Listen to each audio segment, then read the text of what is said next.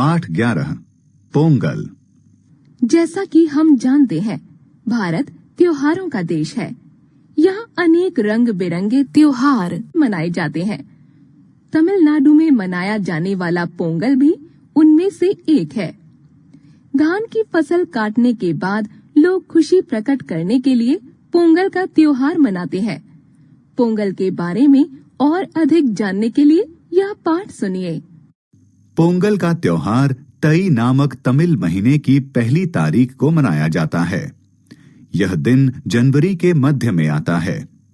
तमिलनाडु में धान की फसल समेटने के बाद लोग खुशी प्रकट करने के लिए पोंगल का त्योहार मनाते हैं। पोंगल उत्तरायण के आरंभ का सूचक है। उत्तरायण का अर्थ है सूर्य का उत्तर दिशा में गमन। पोंगल के पहले और बाद के दिन का भी पोंगल जितना ही महत्व है। बोगी के दिन लोग घर की सफाई करते हैं, पुरानी और बेकार चीजों को फेंकते हैं या जला देते हैं। पोंगल से पहले सारी रात लोग बेकार चीजों की होली जलाते हैं। होली के साथ साथ लड़के छोटे छोटे ढोल पीटते रहते हैं। इस ढोल को तमिल में बोगी कोट्टू कहते हैं। ये ढोल इसी दिन के लिए बनाए जाते हैं। सांझ को जब घर में सफेदी हो चुकती है, तब फर्श को रगड़ रगड़ कर धोया पोंछा जाता है। चावल के आटे से फर्श पर कुछ आकृतियां बनाई जाती हैं, जिन्हें कोलम कहते हैं। कोलम नई फसल के चावल से बनाते हैं, इसलिए इसका विशेष महत्व है। कोलम के सुर्ख आटे को पानी में घोलकर उससे प्रत्येक कमरे के भीतर दीवारों के साथ साथ पट्टियां बनाई जाती हैं। पोंगल के लिए एक विशेष बर्तन खरीदा जाता है।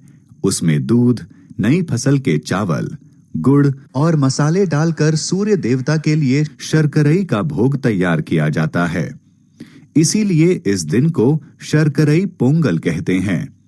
जिस बर्तन में पोंगल बनाते हैं, वह पोंगल पानई कहलाता है। बर्तन के गले पर हल्दी का पौधा बांधा जाता है। तमिलनाडु के लोग हल्दी को पवित्र मानते हैं। हल्दी और धान की फसल एक साथ निकलती है। इन्हीं दिनों ईख की फसल भी उतरती है। पोंगल की पूजा से पहले नए कपड़े पहनना जरूरी है, तभी पूजा में बैठने की अनुमति मिलती है। फिर सबके बीच शर्करई पोंगल बांटा जाता है। ईख काट काट कर गंडेरियां बनाई जाती हैं। तमिल में ईख को करुम्बू और गंडेरी को करुम्बुतुंडम कहते हैं। अगला दिन माट्टू पोंगल के रूप में मनाया जाता है। इस दिन पशुओं के प्रति कृतज्ञता प्रकट की जाती है, क्योंकि सारे साल वे ही परिवार की सेवा करते हैं। गायों के मस्तक पर हल्दी कुमकुम लगाई जाती है। उनके गले में पुष्पहार डालकर उसकी पूजा की जाती है। उसके बाद उन्हें पोंगल खिलाया जाता है। खेतों में काम करने वाले लोग बैलगाड़ियों, हलों और दूसरे औजारों, हथियारों पर रंग रोगन करते हैं। बैलों के सींगों को घिस घिस कर नोकदार बनाया जाता है। उन पर रंग रोगन लगाकर उनकी नोकों पर धातु के छल्ले मढ़ दिए जाते हैं। ये तैयारियां होती हैं मंजी विरट्टू के लिए। रंग बिरंगे सींगों वाले बैल गलों में मनके और घंटियां टनटनाते हुए गलियों में दौड़ते हैं। उनके पीछे युवकों के झुंड चलते हैं। कभी कभार कोई युवक किसी बैल को घेर कर उसकी पीठ पर सवार हो जाता है।